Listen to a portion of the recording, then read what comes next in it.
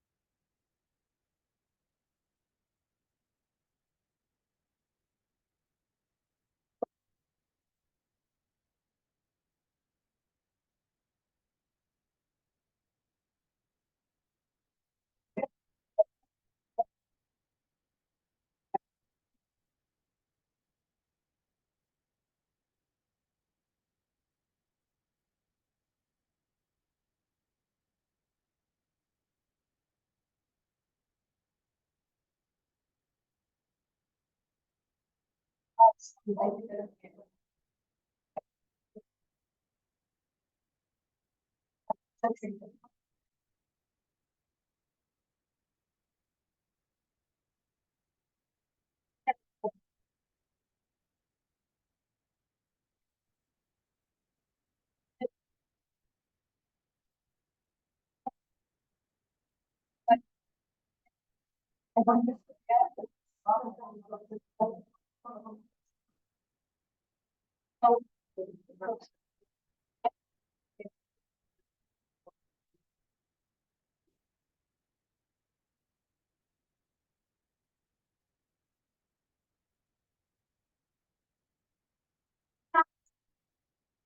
your neighbour.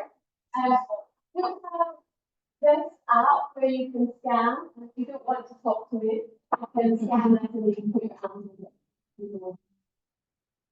it. So, and scan.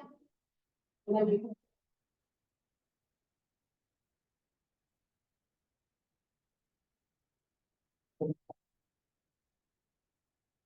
Does it work? Yeah. Yeah, good. First obstacle.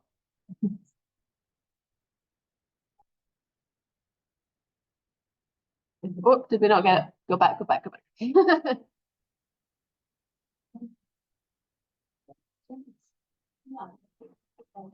Sorry, I went back. Some people were.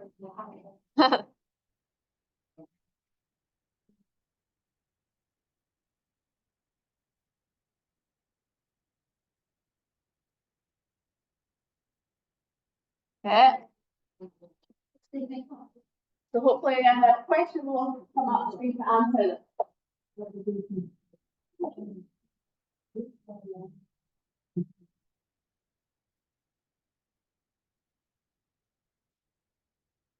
You're not answering on that top, and that's.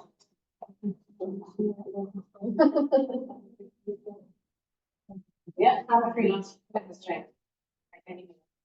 And just love crossing off the, I don't know, this love of being, that's in my case, of being fixed and passing on how people should move. That's my thing. People need to move each way, make them happy. Yes, definitely. So there's something about passing on something that's important to you and help being important. Yeah, thanks. That's why I'm thinking.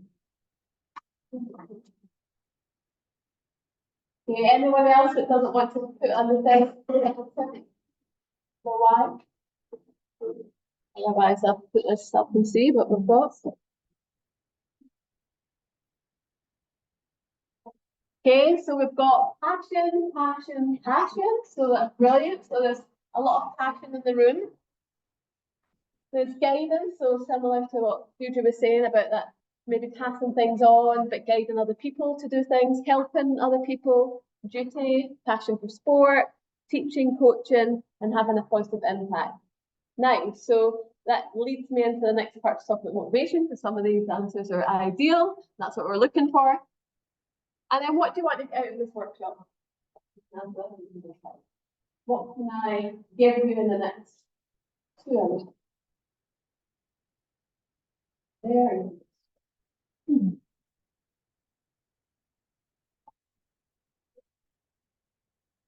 Well, good questions. I can't reply.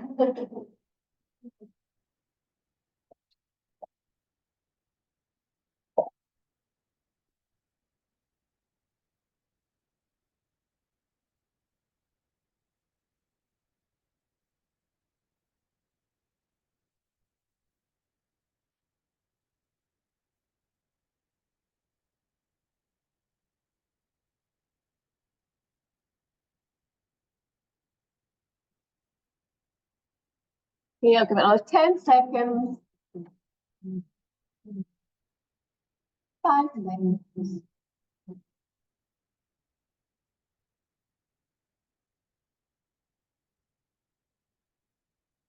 Okay, great. So knowledge, increase in knowledge, good, more knowledge, excellent. So hopefully I'll give you some knowledge about perfectionism, what it is. Understanding player psychology better, good. Understand athletes better. Learn the mental aspects of coaching, personal experience, with different athletes. We'll talk about that. Good. Super perfectionistic athletes and helping clients flourish. Brilliant. So hopefully I'll cover all those, and if at the end, then just shout out if I haven't covered those things. So we probably all know what motivation is, but motivation is a drive for us to do something, to persist in something, the reason why we do something. So essentially the why question that I asked you.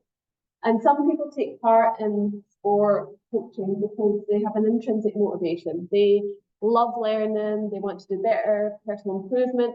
Whereas other people, it's about outcomes. They want to make lots of money, they want to become famous, they want to win lots of awards.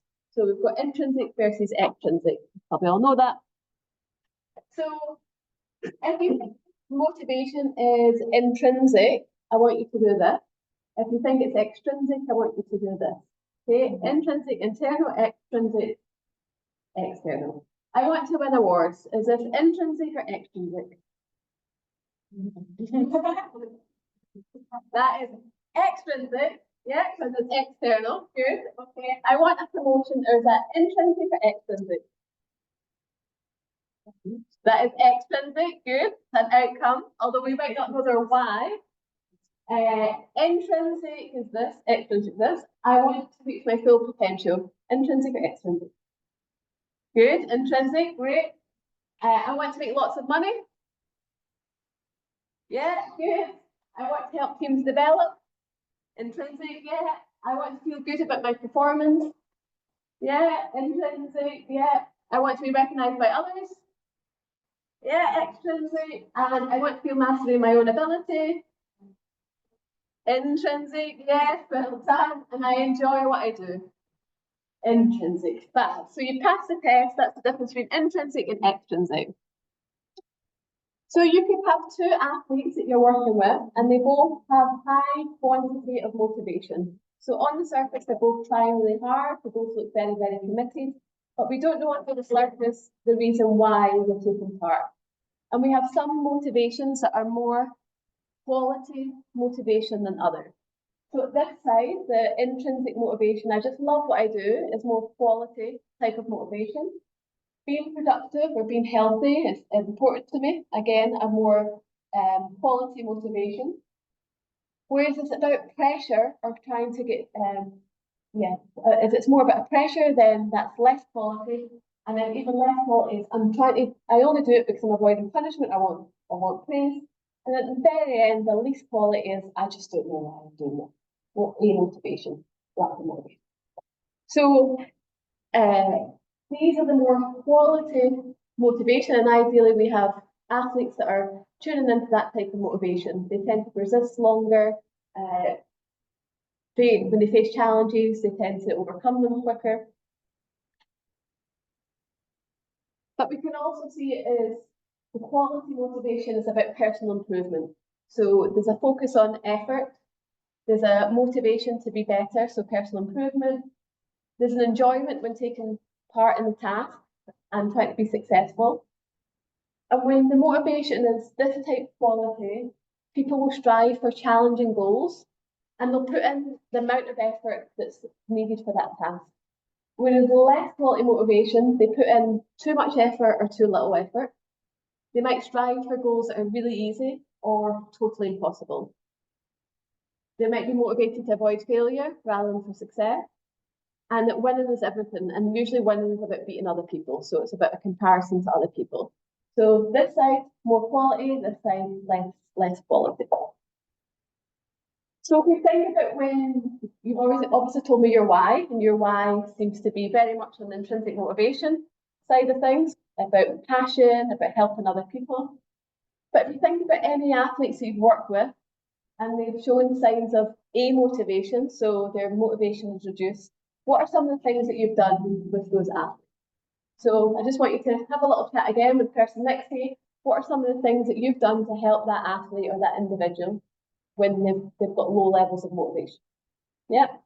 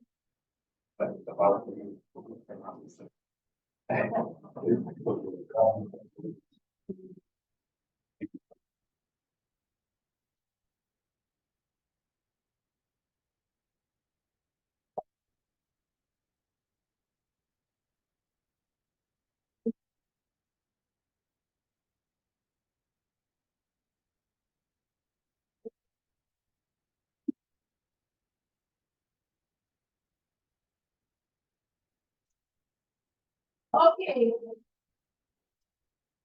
feel free to put your things that you discussed up on the app, or if you want to just tell me what you're talking about, that would be great.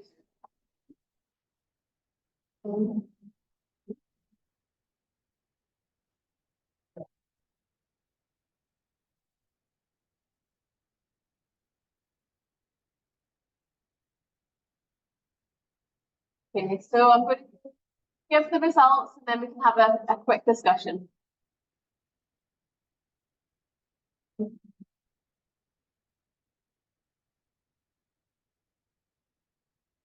Okay, so the nice answers here.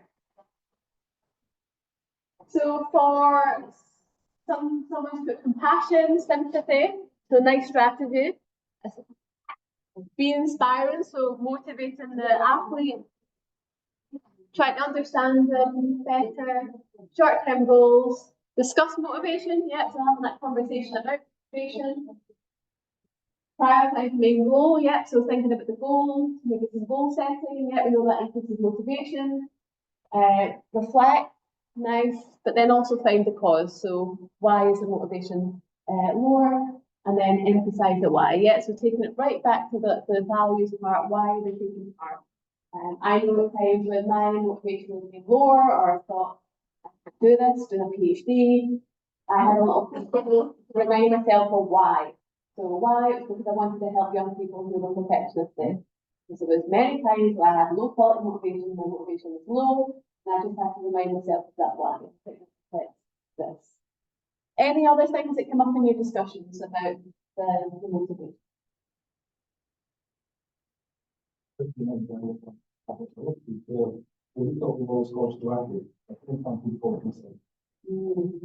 Sometimes you need to work on both. There's no motivation coach. That's the problem. Yeah, and as an athlete might experience lower motivation, but as a coach, it can be hard. Long hours, standing in the cold, pitch in the evening, especially here in Scotland.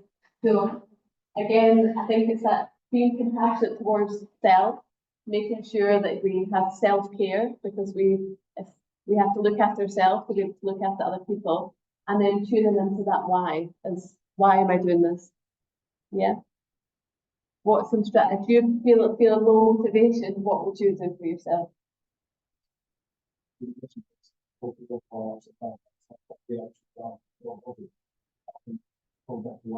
That's the question, why am I doing this? Sometimes the coach should be someone that will push it down. How can you motivate yourself? It's easy for me, I find it easy for me to motivate and actually thinking down. But I find it very hard to motivate myself. Yeah, and I think that's where having good support networks and people that bring you up and energize you is key, especially the coach. Sometimes it's very lonely as a coach, but having a team around you that energize you and inspire you can help with that, I think. And being compassionate towards yourself, that it's okay not to be highly motivated all the time. That can lead to burnout too, which I'll talk about. Any other points that people want to raise? No. So we can have lower levels of motivation, less quality. Motivation can be like this, both for athletes, coaches, lecturers, everyone. But sometimes we have people who have high quantities of motivation, so they're trying really hard, but the quality might not be as good. So example like Victoria Pendleton, she was successful, gold medal, but she felt this pressure and felt unsatisfied. And she would beat herself up the whole time because she was striving for something that she was never going to achieve because she wanted to be perfect. So what is perfectionism? On the surface, it might look good because you've got high standards, but underneath the surface, there's doubts about action, there's concerns about mistakes, and people's self-worth is based entirely on the thing that's important to them. So usually for an athlete, their whole identity is fixed on being an athlete. So on the surface, it might look good because people have high standards, but underneath the surface, it comes with this crippling anxiety because there's this doubt about their actions, concern about making mistakes. And we can see perfectionism on a spectrum, so some people are higher, some people are lower, some people are in the middle. But there's certain aspects of life or areas of life where people are higher in perfectionism. Sport, university tend to be higher in perfectionism. And just like motivation, our perfectionism levels can fluctuate. Sometimes they can be more perfectionistic. Okay, next little game. You'll know this game too. So I'm going to give you an example of an athlete trying their best or an athlete being perfectionistic. And this is trying your best and this is perfectionism. You can tell me which you think it is. Okay, an athlete puts in consistent effort at training all week, goes into the competition feeling confident and feels proud after a strong 7 to 10 performance, even if they didn't score or get an assist. Is that trying your best or is that perfectionism? That is trying your best. Yep, exactly. Rewatching match footage over and over again, staying up late to analyse every misplaced pass or poor touch and still feeling like a failure even though your coach praises your work rate. Is that trying your best? Is that perfectionism? That is perfectionism, correct? An athlete is willing to take a penalty or play out of their usual position when the team needs it, even if it feels uncomfortable, and learns from the experience. Trying your best? Trying your best, great. And then last one, an athlete can't sleep the night before the game from overthinking, obsesses over mistakes in the warm-up, and feels down about their performance because their teammates scored and they didn't. That trying your best or perfection? Excellent, perfectionism. So we encourage trying your best, but we don't want to encourage perfectionism. There's a difference. And according to Hewlett Fleck's model of perfectionism, there's 3 types. One is self-oriented perfectionism. So that is when a player, an athlete would have high standards for themselves, and if they don't meet those standards, they are super self-critical. The other type is socially prescribed perfectionism, and that's when there's a belief that other people are demanding perfection from you, and if you don't meet those demands, then they're going to be critical of you. Other oriented perfectionism is not really good for a team sport because that's when you demand standards from other people and you're super critical of them if you don't meet your standards. So 3 types: self, socially prescribed, other oriented perfectionism. Okay, so looking at these items, which type of perfectionism do you think this is? It's important that people I'm close to are successful. Everything that others do must be of top-notch quality. If I ask someone to do something, they must do it flawlessly. The people who matter to me should never let me down. I can't stand people close to me make mistakes. That's self, socially described, or other oriented. Other orientated, well done, Jenny. Yeah, other orientated, I went to the poll for this one.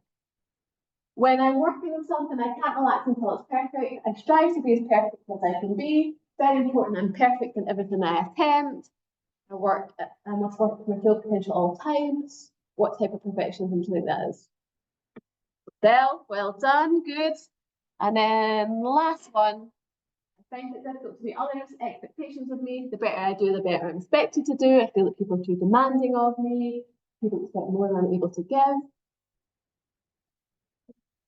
So should I describe perfectionism? Yeah, good. So 3 types of perfectionism. Okay, now I want you to, in your peer review group, 2 minutes just to discuss what you think the advantages are of being perfectionistic and what are some of the disadvantages. So what might be some of the positive things, but what are also the consequences? 2 minutes.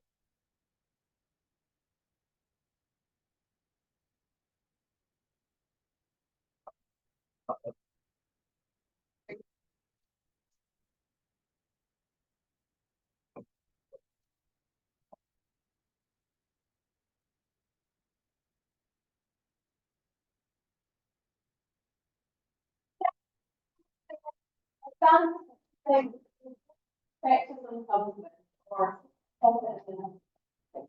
What I live on.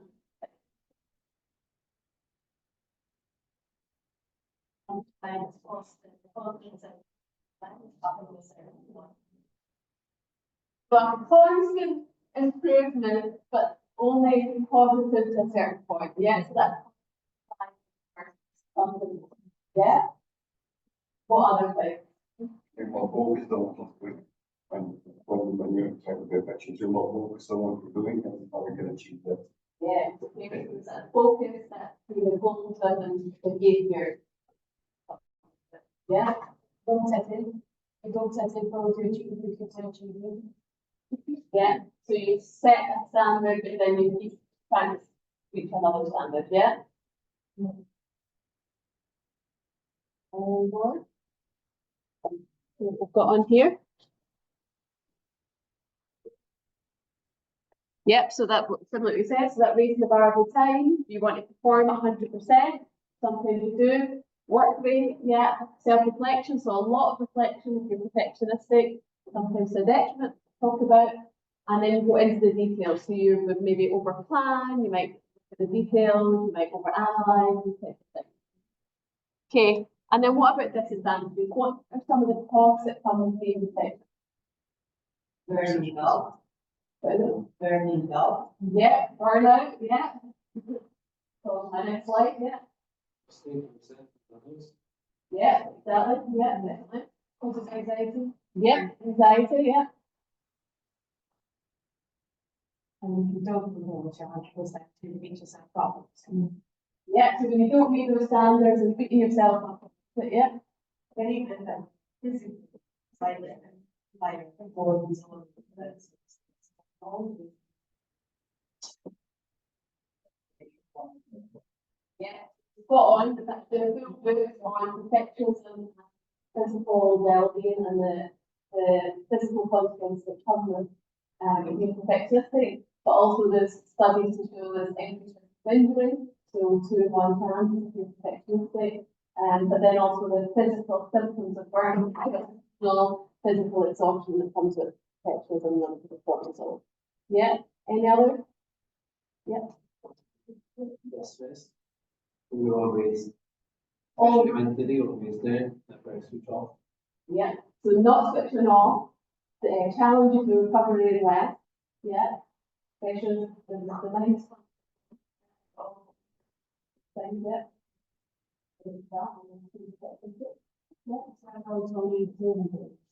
Yeah. Yeah, definitely. So that overtraining part, yeah, research through that and then into as well. Yeah. So seems like the costs are currently outweighing the advantages from what you're saying. And let's see if we've got any ones here. Yeah, low self-esteem. Mistakes are made because of that overthinking, that overanalyzing. Even though you're raising the bar, you make it worse if you don't achieve the targets. It affects you, and also it does affect the people around you. It can affect relationships. There's a lot of research on that outside of sport. And the higher expectations you have, and if the expectations are unrealistic, then there's always going to be disappointment if you're never going to achieve those standards. Yeah. So what we know from research is self-oriented perfectionism, so having high strivings, can sometimes be good because you might perform better, you might have that try-in, but over time it's going to be bad for well-being. You can't sustain that level of training level, that intensity, etc. Other-oriented perfectionism, so having high standards for other people, is not very good for the people around you. It's linked to relationship problems, things. And social prescribed perfectionism, when you believe other people are demanding perfection from you, tends to be always bad because those standards are out of your control and you're constantly seeking approval from those people and you'll never meet those standards because they're not within your own control. So within sport, we know that in the research that I've done, you're perfectionistic in football, they tend to experience anxiety, anger, and dejection that lead up to performance, linked to burnout in rugby and football, chronic stress, depression, anxiety. And this is just some research that I did with the Football Academy. And as you can see here, that footballers who were high in perfectionism, so the correlations, had more adverse responses to failure. So they had difficulties responding to failure. But there's also a high correlation with clinical indicators, so mental health. And then there was a difficulty with coping, so they had poor coping strategies as well. And in terms of the different dimensions, self-oriented perfectionism could fuel performance, but it's also linked to negative affect, linked to somatic anxiety, and if things go wrong, then it can be worse for performance. Social prescribed perfectionism linked to anxiety, dejection, stress, burnout, somatic anxiety, poorer well-being, depression. So lots of negative outcomes that come with that type of perfectionism. And other-oriented perfectionism, even though there's some evidence that it's related to higher performance in team sports, a study with rowers showed that a boat with those high in other-oriented perfectionism perform better. But there's lots of other negative outcomes related to that. And the work that I've been doing, this type of perfectionism seems to be related to eating disorder symptoms, sometimes more than the other ones, which I find quite a strange finding, but I'm seeing it across a number of studies, isn't it? Poorer well-being, negative affect, and not very good for team as well. So different research in sport. But something that my research is focused on is perfectionistic cognitions. So this is the overthinking that perfectionistic athletes tend to do. So instead of perfectionism being a personality trait, this is the cognitive response to being perfectionistic. Things like, I should be perfect, I should never make the same mistake twice. And these types of thoughts occur in the last week in relation to a specific situation usually. Mistake rumination. pretty much what it is. So you ruminate about mistakes, and I've been starting to look at that in terms of different outcomes in sport. So some of the indicators of perfectionistic cognitions would be, why can't I be perfect? You made a mistake there, what ruminate about it. I can't stand to make mistakes. No matter how much I do, it's never enough. I can't do this perfectly. So this kind of rumination about the need to be perfect. So in my work, I found that these types of thoughts, footballers are thinking these things in the lead up to performance. They're going to experience anxiety, anger, and rejection prior to their football match. But there's a lot of research that's found that this type of thinking relates to burnout, not just in footballers, but also in coaches as well. So if coaches are thinking, I need to be perfect, then they're likely to burn out as well. And I found this at cross-sectional levels, so at one time point, but then also over time too. Mistake rumination, there's not so much work being done in sport, but this study that was done in 1990, with one of the first studies in perfectionism, showed that perfectionistic athletes, female athletes, had a fear of making mistakes if they were perfectionistic. They had images of the mistakes. They had lower self-confidence.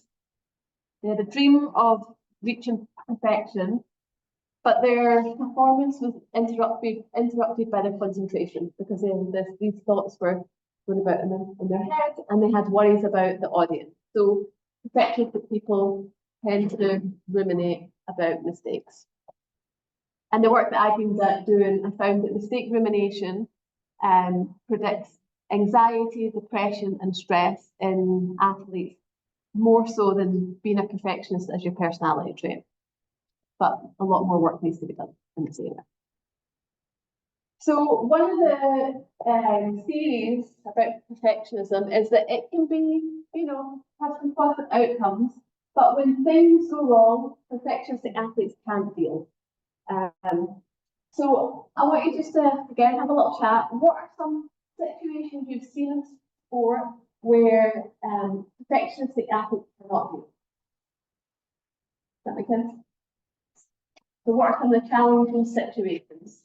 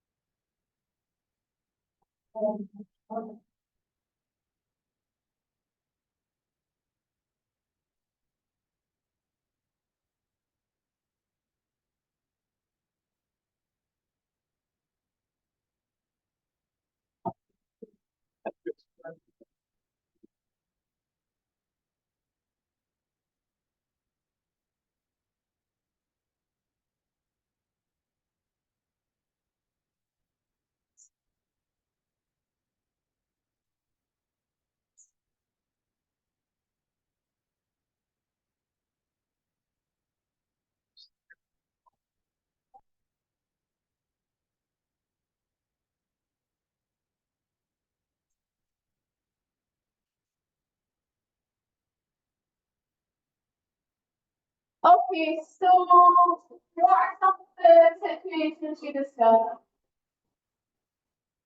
I understood the question perfectly. Also, the conservative, but cannot control it.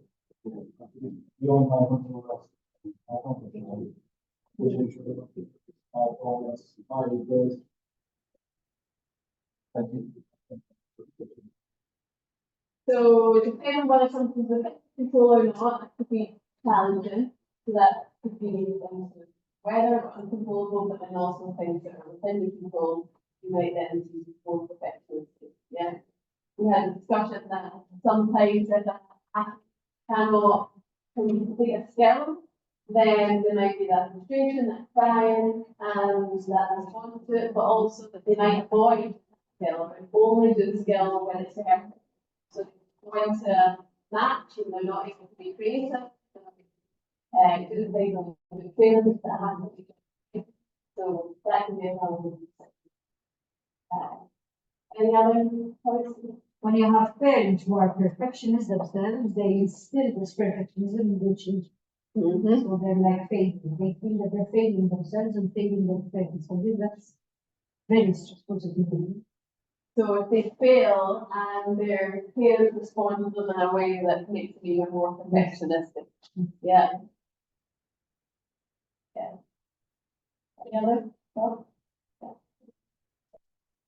Especially in team sports, it doesn't always depend on the, you can have an excellent performance, but you still lose the match. Yeah, so have it losing a match, even though you performed the best you could be, can be a very challenging situation. Yeah, very found that. Yeah. I mean, you're winning at all costs, partnership within a team. Yeah. So if the environment is perfectionistic, that can make you perfectionistic. And I know that when I played in the same, my coach was the biggest perfectionist, which made my perfectionism become worse. Worrying about making mistakes, I wasn't the same player as I was when I had to coach. So allowing me to be free, run around, put up front of the boss, can then make people more perfectionist. Yeah, be very challenging.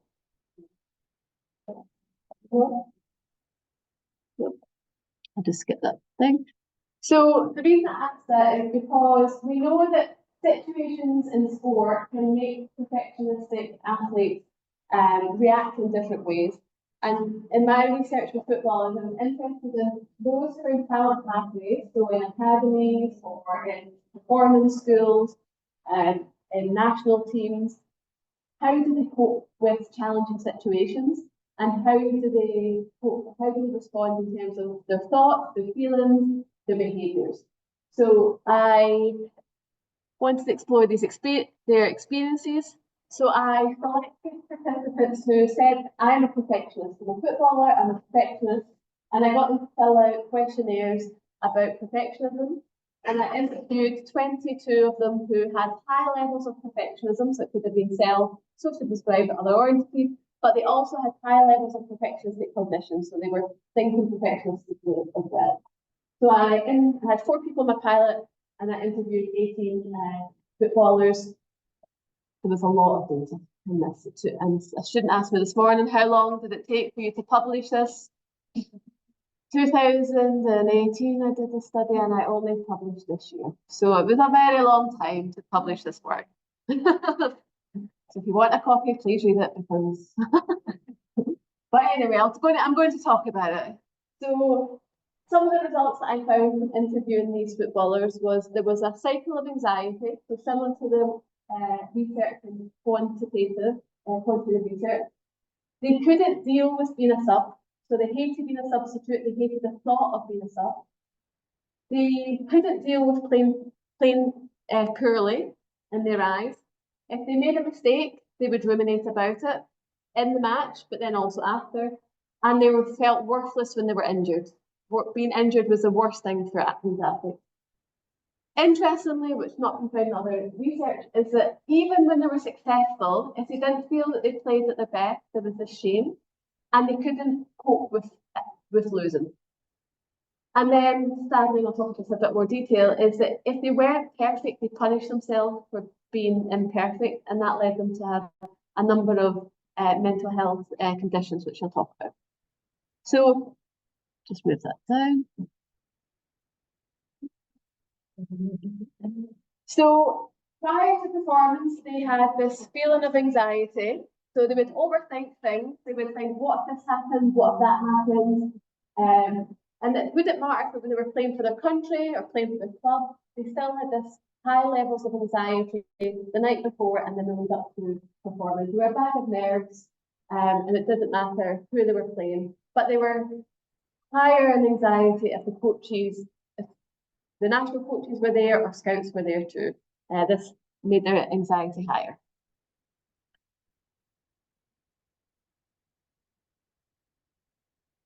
Being a sub, they hated being a sub. It was a horrible feeling. I had an 11-year-old, he was a sub for one game, he was part of academy, and he said, I'm a loser, the biggest loser because I've been sub for one game only. So one player said she would cry, she would cry, she would cry.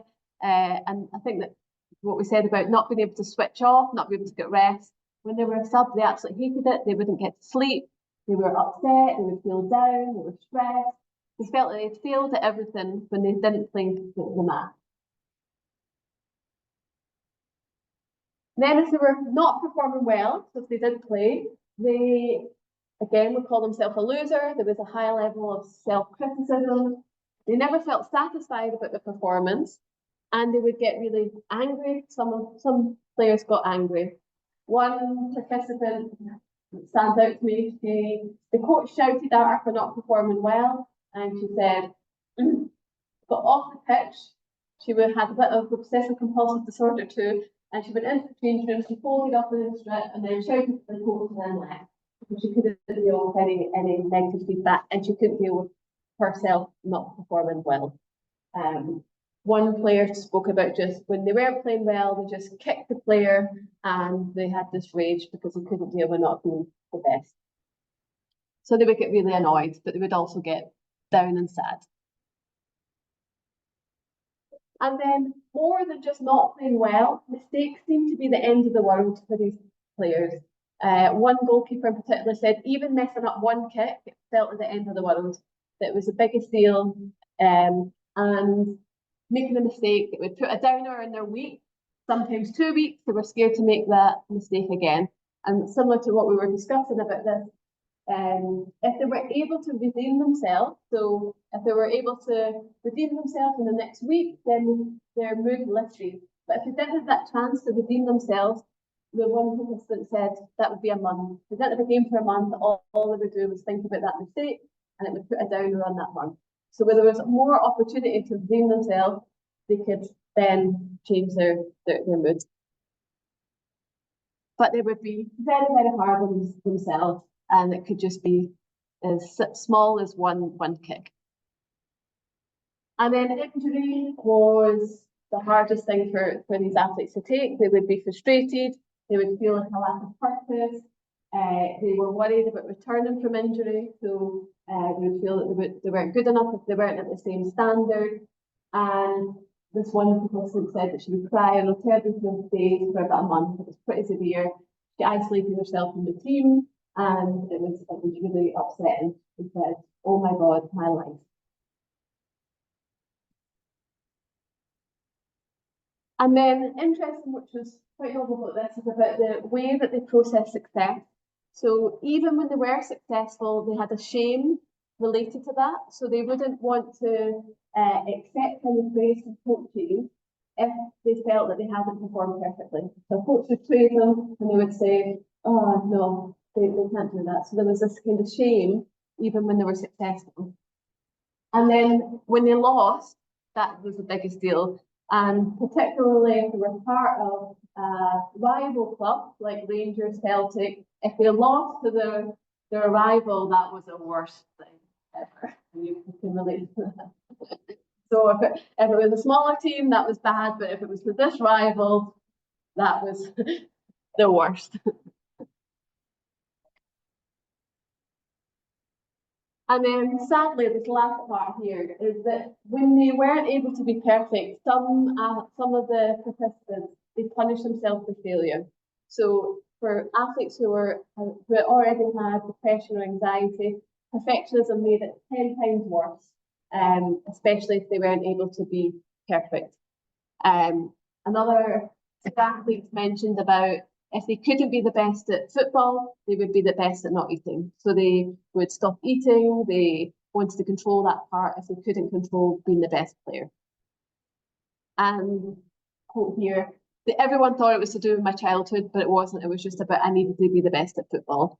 And then another player said that they would, if they didn't perform well, they would hurt themselves. So they would self-harm, they would drink, smoke, drive the car fast because they were trying to punish themselves for not performing well. So while we know that perfectionism is related to mental health, I think this study captures the severity of it, especially when things go wrong. So the players were anxious to do well, they were contented but not doing well.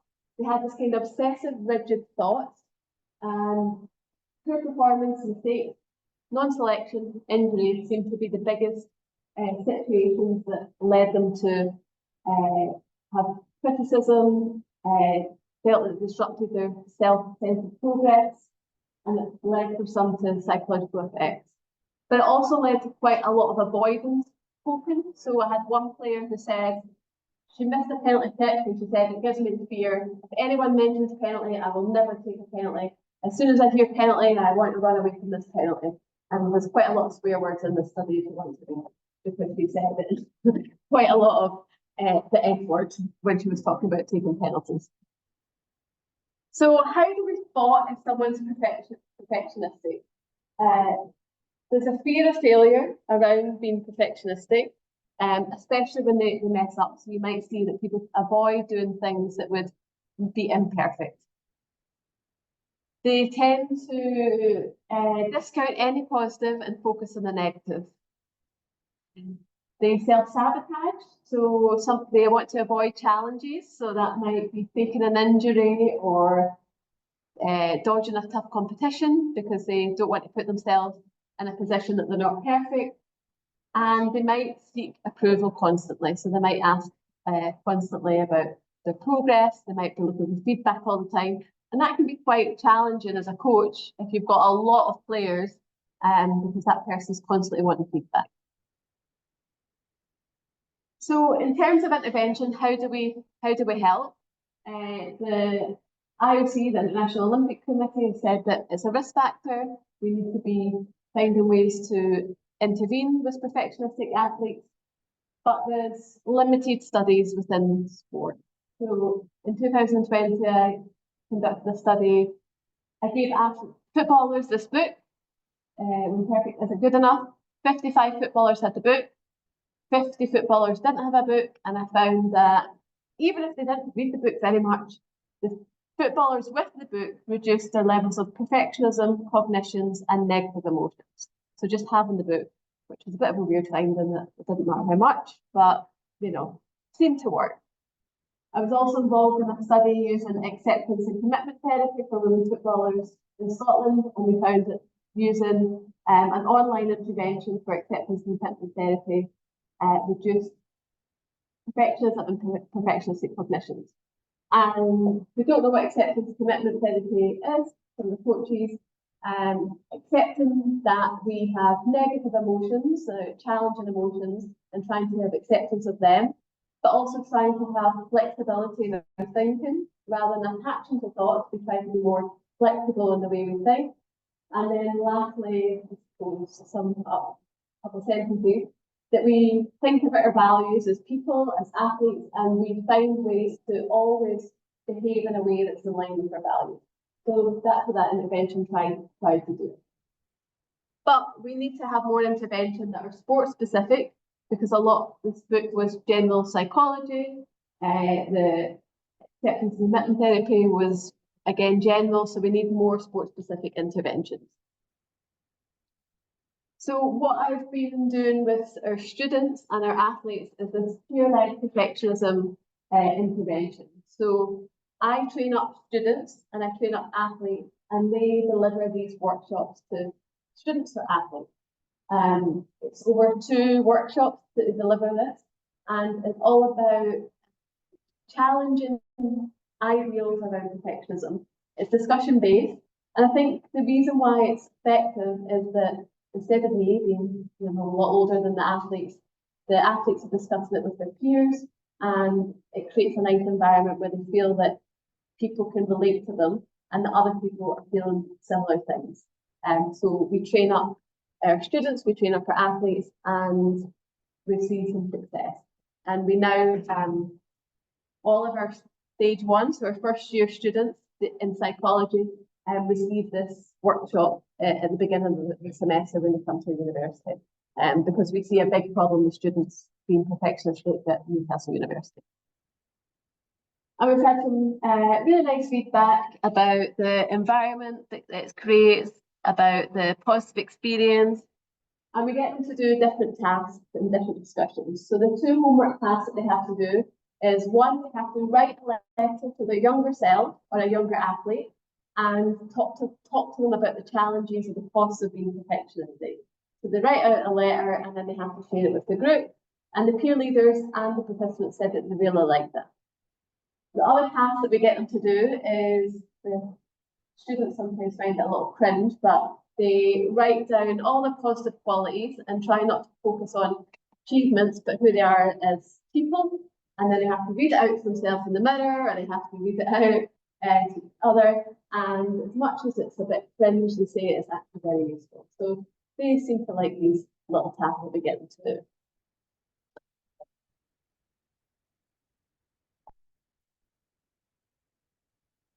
So again, just said it was interactive, they like talking about it, and it helped them overcome their perfectionistic mindset. Okay, so I want you again to have a little discussion about what factors do you think make people more perfectionistic? So what factors contribute to higher levels of perfectionism? Have a little chat.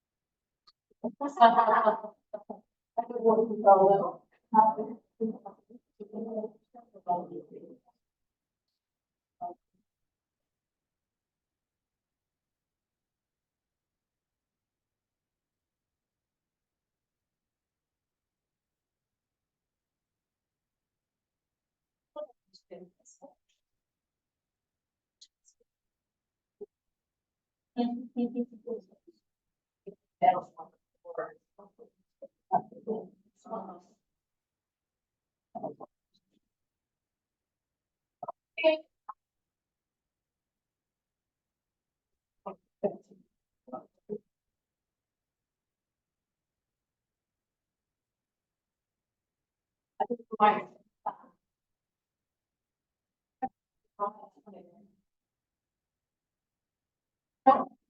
I think like I will let is like after people become perfectionists, what are the factors? Coaches always wonder that it's different. And well done. So coaches who always want their athletes to be perfect. Yep, spot on. Yep.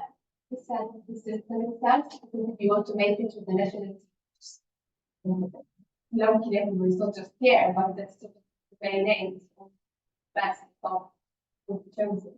Yeah, that's what you feel. Yeah, and that can be many systems. It can be a university system, it can be a support system, and something that's set up to be infectious people, yeah. Yeah. Parents, yeah, definitely. Talk about that. Nowadays, I think social media, social media wanting to be out there and definitely the one, moving up to you. Yeah. Huge. Definitely, we know that in young people, perfectionism levels are on the rise compared to what they were 20 years ago, and one key thing is that constant comparison with other people, but also the needing to perfect, yeah. Certainly, dopamine. Yes. Yeah, definitely. Those ingredients have been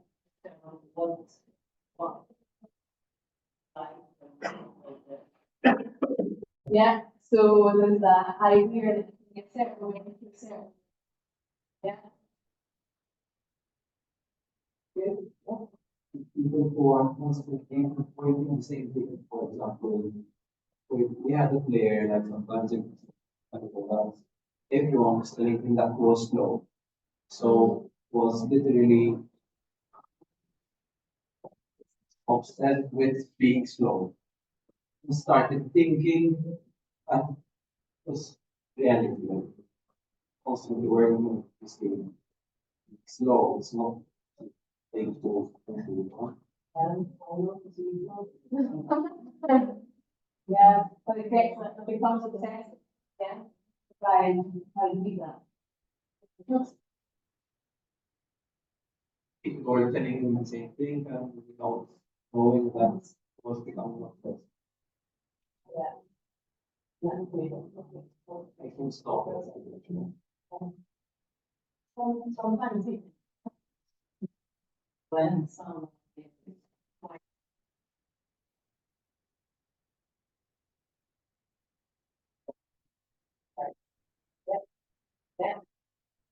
Like, yeah.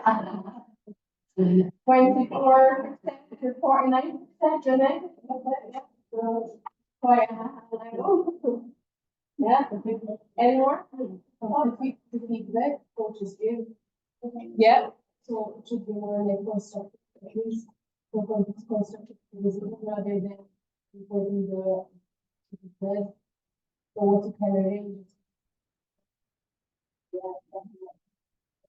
My first ever football coach when I was 12 told me I was rotten, that I ran around with my head was chicken, and that I would never make it.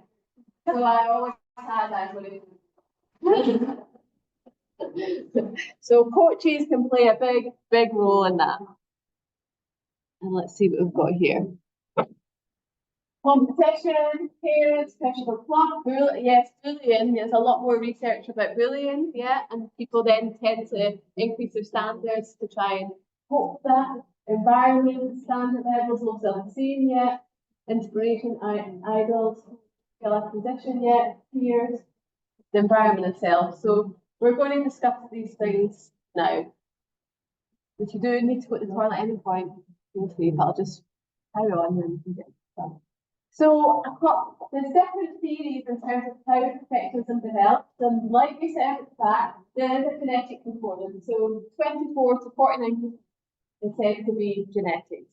But there's also different theories. So the theory that there's a social expectation that if an individual, a kid, learns that if they get approval, so they seek approval, and if they avoid mistakes, they're going to get guaranteed approval from their parent or their guardian.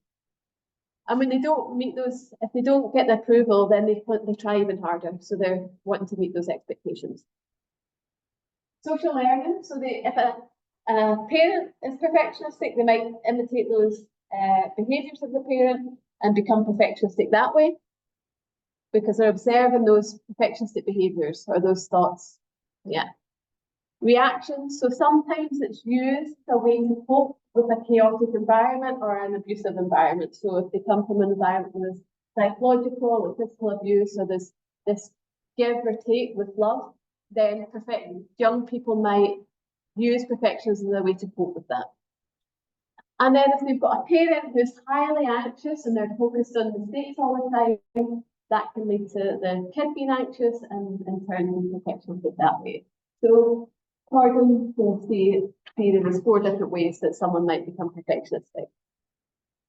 But we also know that sport, the environment, so parents and coaches can lead athletes to be more perfectionistic in terms of their thoughts, but also the environment they create. So I'm just going to give you 2 minutes of this video of my colleague Michael talking about.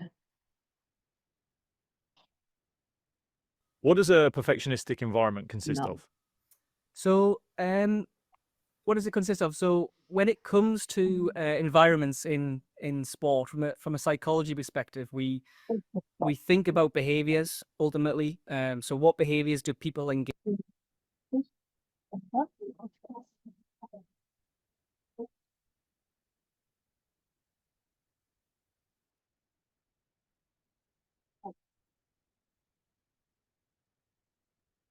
in? And then behaviors come from people like coaches, and coaches are important because they, set the training standards. They decide what expectations should be encouraged in that environment. They decide what reward should be offered, if any, what punishment should be offered, if any.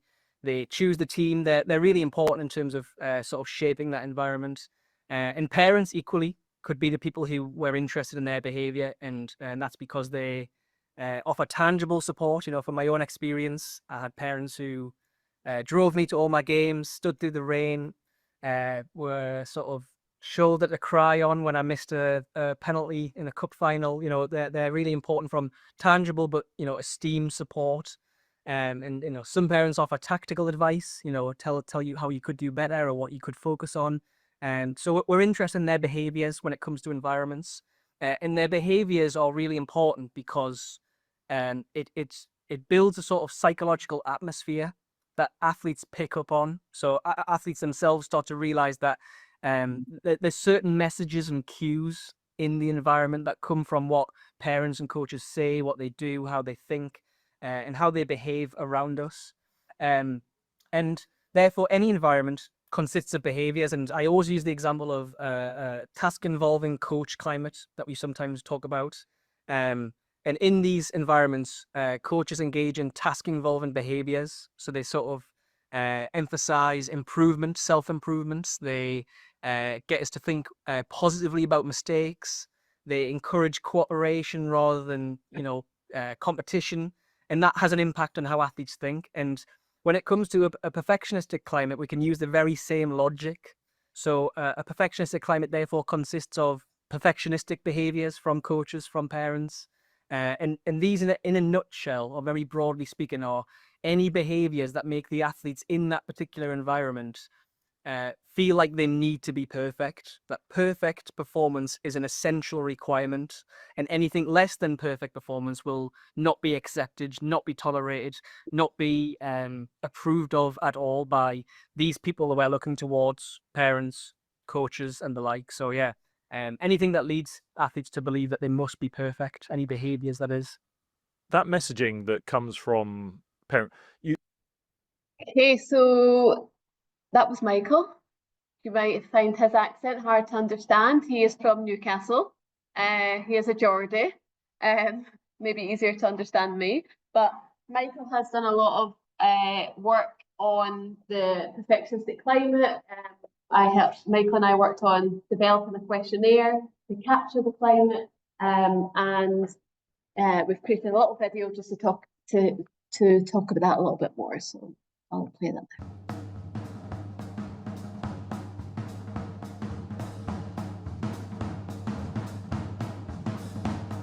Perfectionism isn't just about people's personalities, it's about the social environment. Some social environments, or what we call climates, can be highly perfectionistic, making you more perfectionistic in the way you think and behave. In these environments, coaches, teachers, parents, and other leaders make you believe your best isn't good enough, that you should be perfect. Mistakes are treated as a big deal, with too much importance placed on things going perfectly.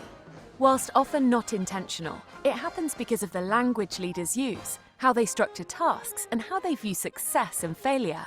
To help you understand if an environment is perfectionistic, there are 5 key characteristics to look out for. 1. Unrealistic expectations. Applying unrealistically high expectations to everyone, regardless of ability, personal progress, or individual circumstances. 2. Harsh criticism. Criticizing even minor mistakes, insisting everything, even unimportant things, must be just right. 3. Control. Using rewards and punishments excessively to motivate people to reach for unrealistic goals. 4. Recognition. Only providing support and approval when things are going well or perfectly. 5. Anxiousness. Treating mistakes as things to worry about and to be avoided. Being in a more perfectionistic climate has negative consequences. More stress and worry, trouble sticking with difficult tasks, and not maximizing your skills and talent. So, what should leaders do instead? Make expectations realistic for each person. Standards that are personally challenging and lie within reach with effort are the most motivating and offer the greatest opportunity for personal development and satisfaction. Focus on the positives. Avoid pointing out unimportant mistakes. Offer rewards and sanctions privately and focus on behaviors, effort, and progress. People need to feel valued regardless of how things are going. Accept mistakes, even big ones. Use creativity, problem solving, and trial and error to instill a more resilient attitude towards mistakes and failing.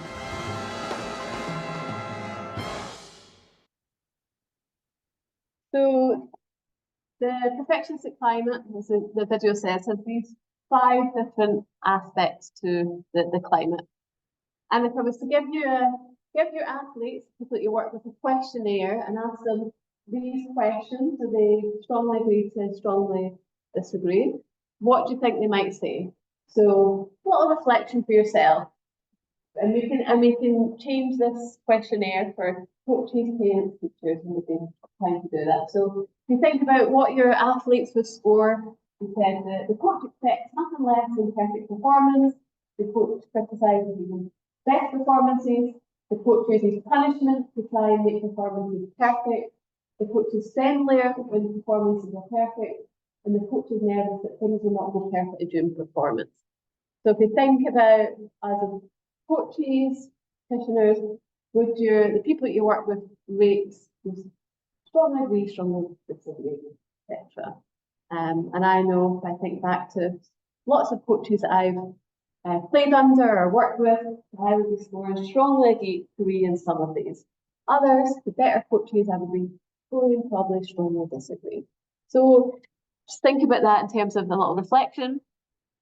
And then thinking about what you would do if you had a perfectionistic athlete. So we've got Matteo, who is high on social display perfectionism. So he thinks the coach requires high standards, self-critical, he's eager to please, he's constantly looking for feedback, reassurance. And if he doesn't do something well, he's constantly looking over at the coach, at you, the coach, and appears really anxious. And he waits after every match to look for feedback. The second one, high in self-oriented perfectionism, high standards, self-criticism, good run of form, but when they make a mistake at the end of the match, her performance deteriorates, and this pattern's continued over the last few matches, and she gets frustrated, trying to cope at a level that's not sustainable, so increases her effort. And then last one, perfectionistic overthinker. You notice that when she plays poorly and team losses, she's very quiet, withdrawn. She missed training Tuesday, said that she's ill, and when she arrived on Thursday, she's withdrawn quiet. Her energy levels are low, sluggish during training, and she needs to redeem herself. So, talked about that. But after a poor performance, she reacts in the same way. So this kind of cycle.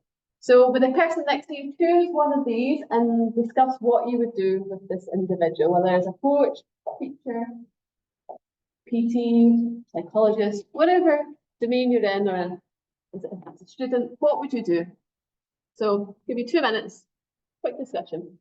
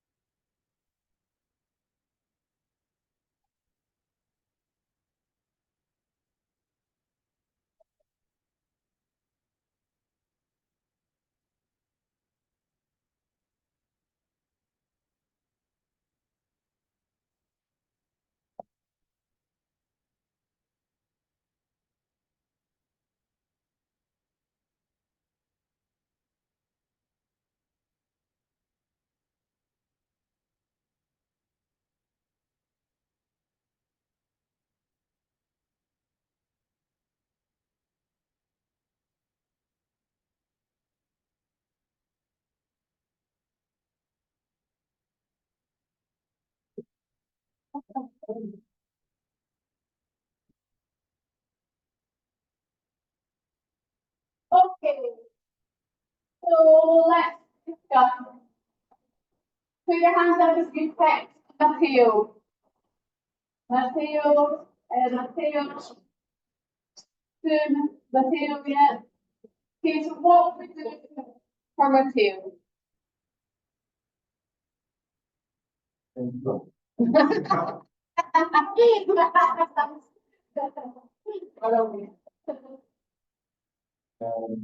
Luckily, it's supposed to be feedback over the data. So we have to set standards, maybe for the season, and putting those up for questions. Again, one, together, then yes, it wants to be assured, and we can come up with, functionalities, come back to me, we discuss. So we can also work on that later, and then we can. But we have to make it very clear that it's impossible not to do. So, I think maybe you praise him more if he's a perfectionist and he's looking for feedback every time. Maybe you try it if he does something right, you praise it and give him feedback. So at least if he puts his mind at ease. So I like that. So there's a standard set at the beginning of the season for the whole team in terms of what feedback did they get.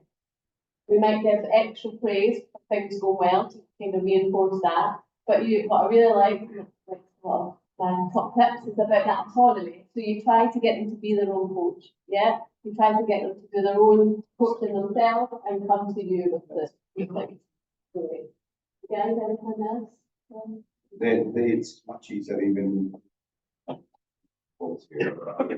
batch analysis, so they can get the clips for the person that needs these clips, you can send to them and he analyzes. So he will know what he did well, and he can discuss with the coach. And as I said, in the later they will begin how we can follow maybe the things he can tell well, because obviously you don't just send clips that it did not go in that. You send the positive ones and the second the things that needs to be. Yeah. So you do those types of things, get to focus on the policy. Yeah. I always think that if you are a coach that lives an athlete, look, perform at your best. If you perform at your 100%, then all is good. Just always perform at your maximum. And you can't do any more than that. So reassuring them that they feel that they have their best, and also with the coach needs to look at themselves. Maybe they need to change the way that they are coaching too. It's their approach as well. They're making the athlete feel nervous that he's expecting too much. Yeah. So there's that reassurance that the things within their control about the effort is as long as they put them in proper amount of effort, that's fine. Good is good enough. Yeah. And then maybe the coach reflecting on the yeah. Right. And if the coach can hinder on the pressure, like the coach before he really starts. So that's something. When you put a lot of pressure, the players they cannot perform because of fear of the coach. Either you substitute them or. So I think that's the point as well, that people need different things after these different things. And I can think of one specific coach who, he was very motivating for some people, you know, he was committed, very loud, he was, you know, and he would say, you need to do this.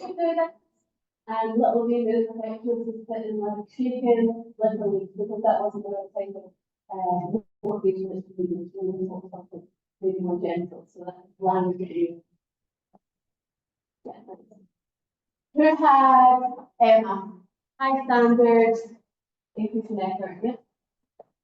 This class, my husband, she mentioned asking Emma why she's doing this. And so going back to basics, what she took before, I didn't have much time, but something that comes to mind is normalize what's happening and explain to them. And the athletes themselves are going to be perform Islam. And perhaps also showing that athletes want to go through it because they think that it's just me.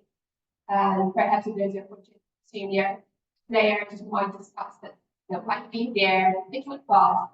And as we said before, you do your best, but on the day, this was your best. Yeah, I like that. On the day, that's more, it's not best. Yeah. And having the normalizing part of it can always be the best.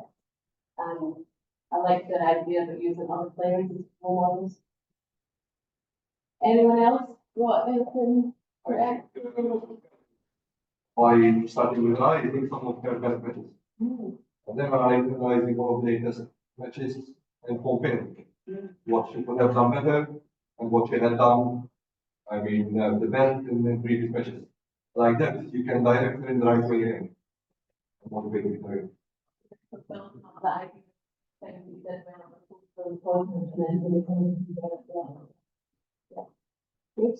Anything else to add for Anna? No. And what about Maria? You see yourself. Who's kept that? Where are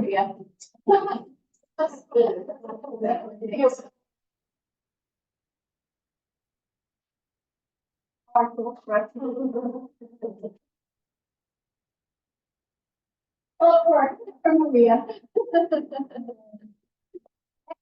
Here's how it would help with this up and down, even for the yourself. High energy, low energy.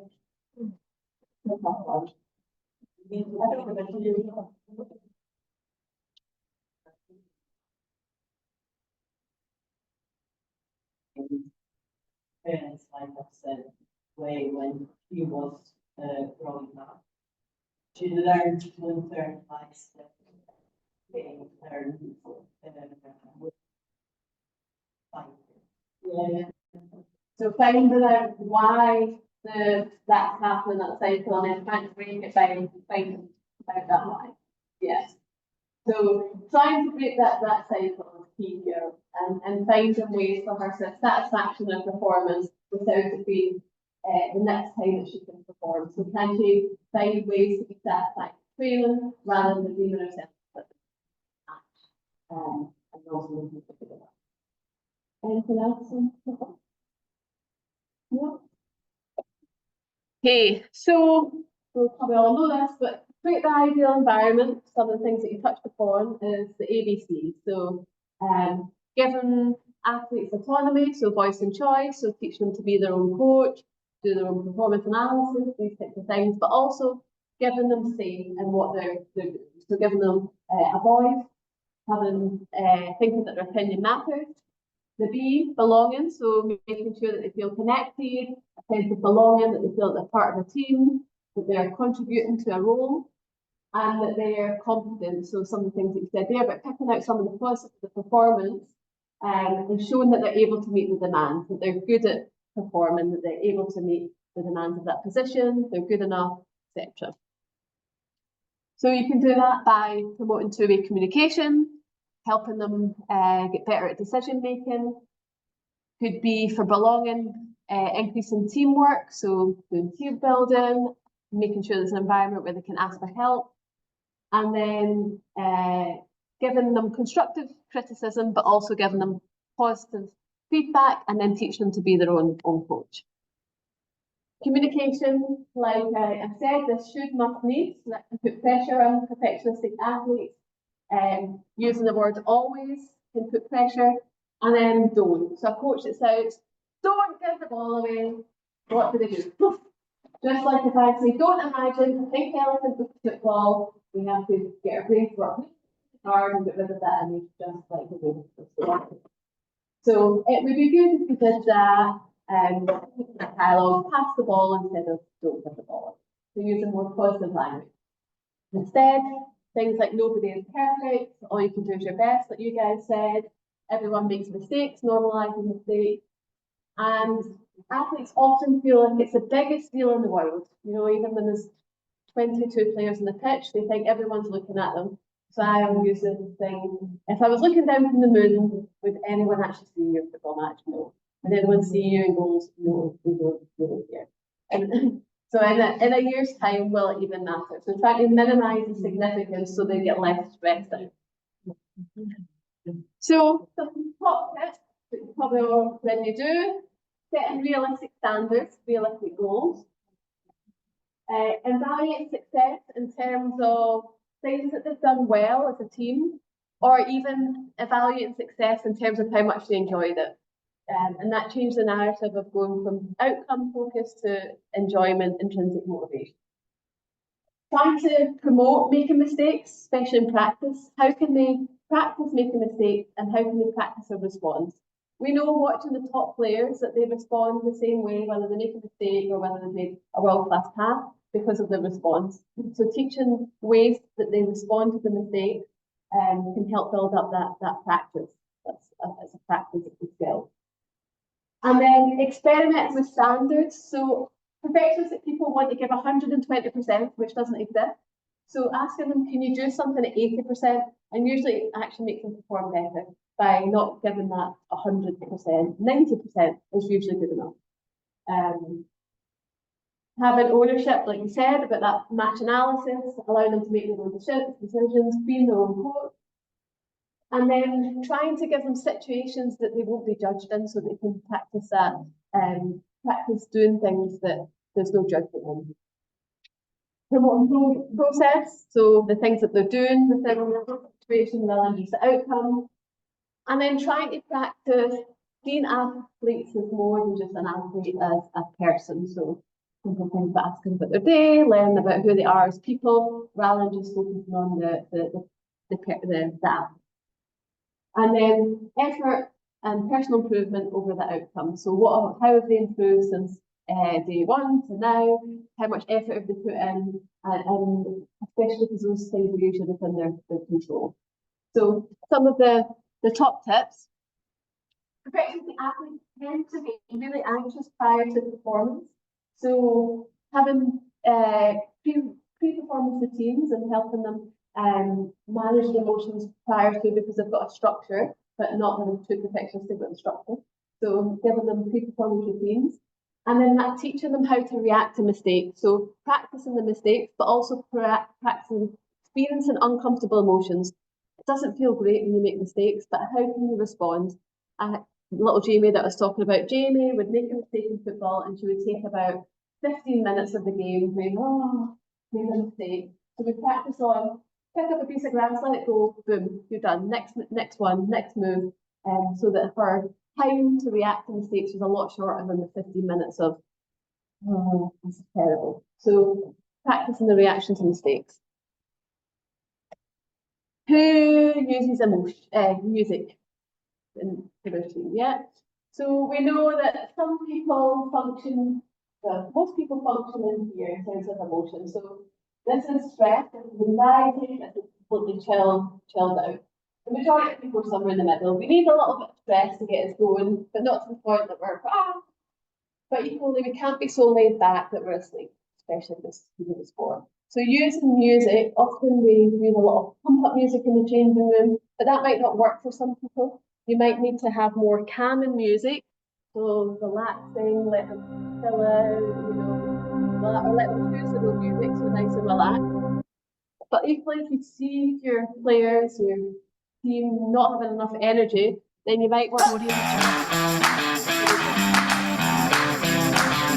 And I find it's always better to get them to choose their own music because I am so out of the loop for the things that they listen to. Yes, they're not going to like my music. So I'm just going to outline this study and then we'll be done. Oh, made a noise, didn't know that. So the study that I did with my colleagues was on social support, coach-athlete relationship, self-confidence and psychological well-being. A lot of psychology constructs there. But essentially, we were looking at whether the athlete between the coach, the relationship, between the coach and the athlete, if that was good, did it lead the athlete to feel more confident and have more psychological well-being? But also if they felt that they were getting support, the perception of that, but also what the support they were receiving, did that lead them to be more confident and have better well-being? So social support, feeling that they've got people to lean on, that they're being supported, and that can be the perception of that support and how to receive it. So you've got perceived versus received. And in this study, we found that no study had looked at coach-athlete relationship and perceived and received support, so we wanted to look at that. And we got 537 athletes to complete a questionnaire. And what we found was that when athletes found that they had perceived coach support, so they had a perception that the coach's support on them, they had high self-confidence. And if they felt that the support and they were also receiving support, then they had better well-being. And we found that there was a mediation with this for these things. So the coach-athlete relationship mediated, so was the mechanism by which well-being and received coach support were linked. And the coach-athlete relationship was really important, and that relationship between confidence and perceived coach support as well. So essentially, if the athlete perceives that you're supporting them as a player, an athlete, and they've got a good relationship with you, they're going to feel more confident and have better well-being overall. Okay, true or false, last little quiz. Perfectionists exist. There's a score to tell you if you're a perfectionist or not. Put your hand up if you think that's true. False? Okay, you're correct. It is on a spectrum. Most people are on a spectrum rather than be higher or lower. Perfectionism is only about the standard you set for yourself. Is that true or false? Oh, it is false. It's standards, harsh criticism, concerns over mistakes. There's a lot more than just the standards. Perfectionism is good for you. I'm hoping that you say false for this one after otherwise I've not done a good job. It is not, because it comes with lots of psychological consequences, and you cannot succeed without perfectionism. Do you think all successful people are perfectionists? No, there's no evidence. You can still be successful without being a perfectionist. Okay, so last little thing I want you to do is, you can just stick this in your head, or you can write it down. I want you to think about all the things that you've discussed and something that you can stop doing, something that you can start doing, and something that you already do that is wonderful that you're going to continue doing. So stop, start, continue. And I can put that up here as well if you want to answer. So stop, start, continue. Based on what we discussed, what you're going to stop doing, what you're going to start doing, what you're going to continue.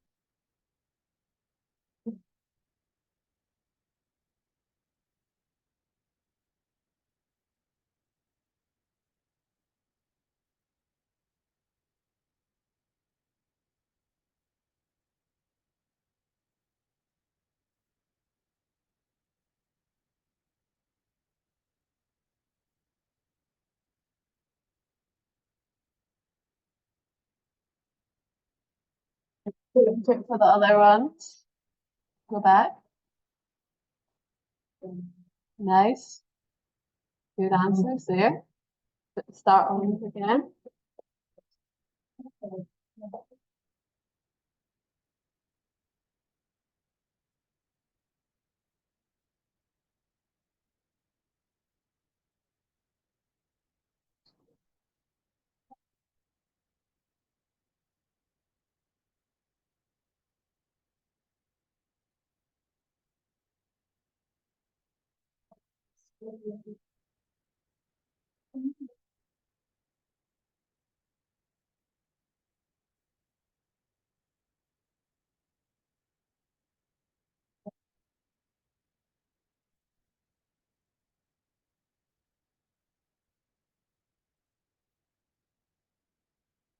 Okay, I'm going to change this in about 5 seconds to the next one. 5, 4, 3, 2, 1.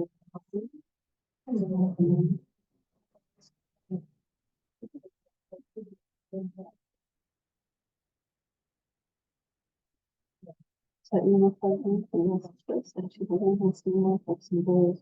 Yeah. And the last one. Continue.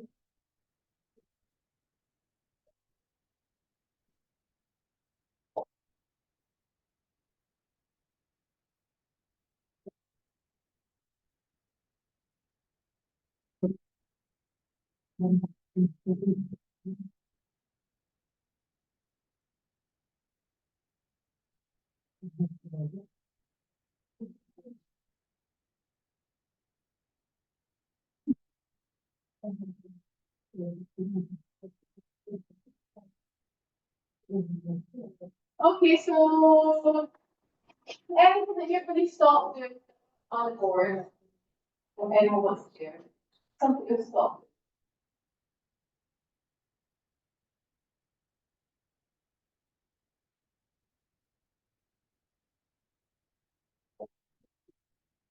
We spoke about sometimes the thing our students to go for the years. Sometimes maybe we expect too much from them. And they realize where they're Yeah. Good, so those expectations that we have, yeah. What's something we're going to start doing?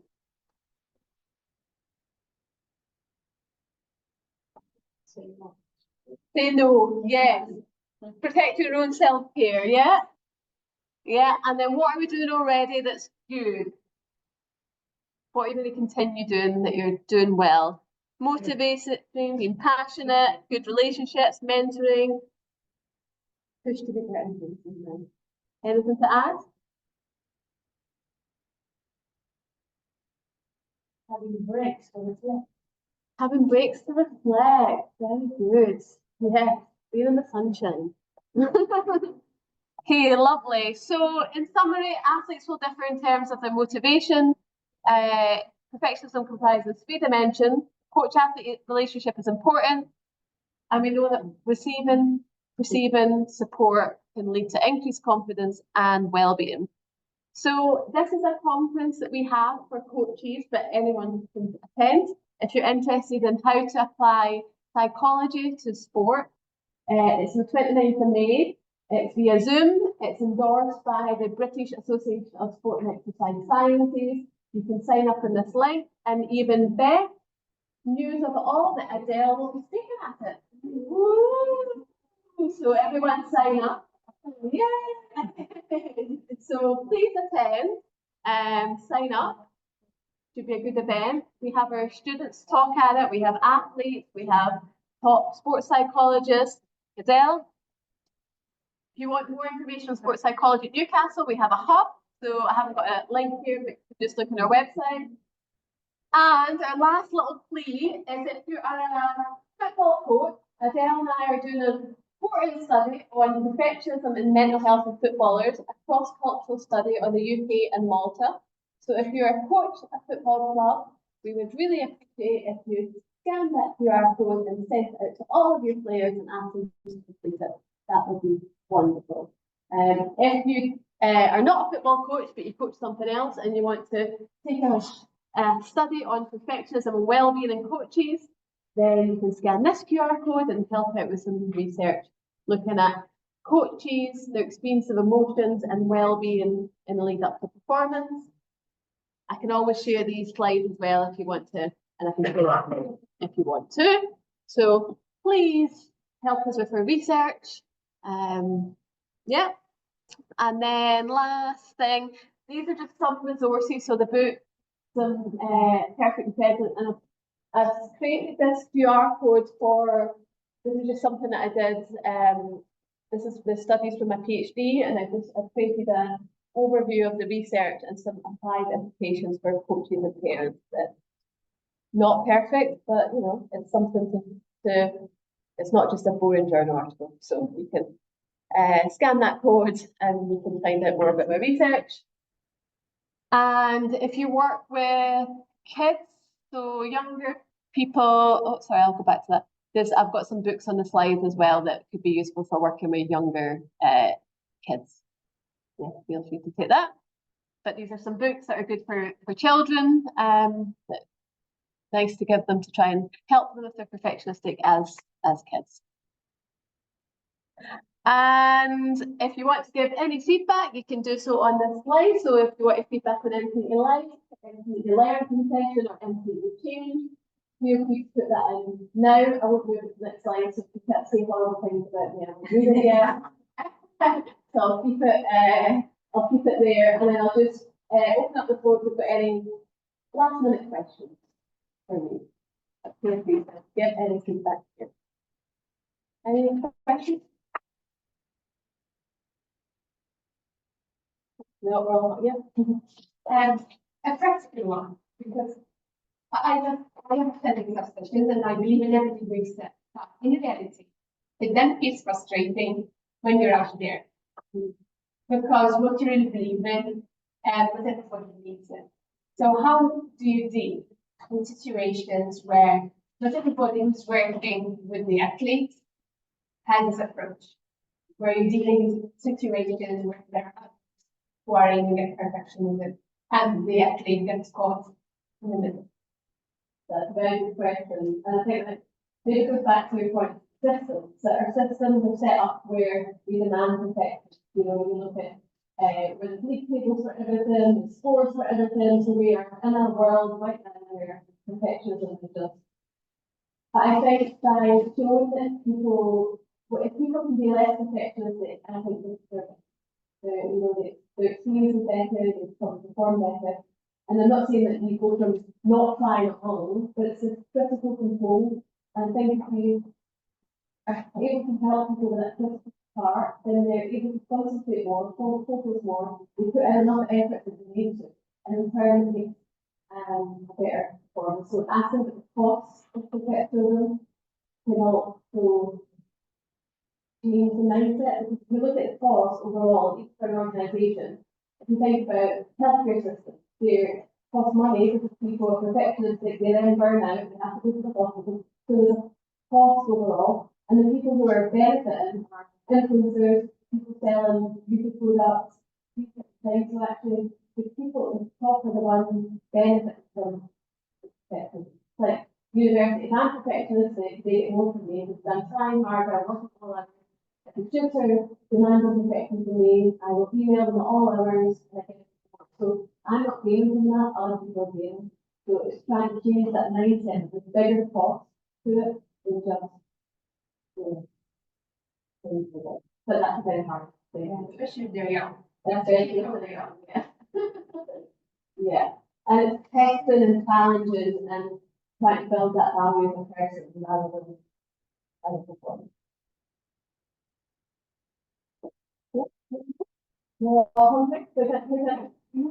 Great. If not, that's great. And we'll thank you very much for your attention. I can send out slides and stuff.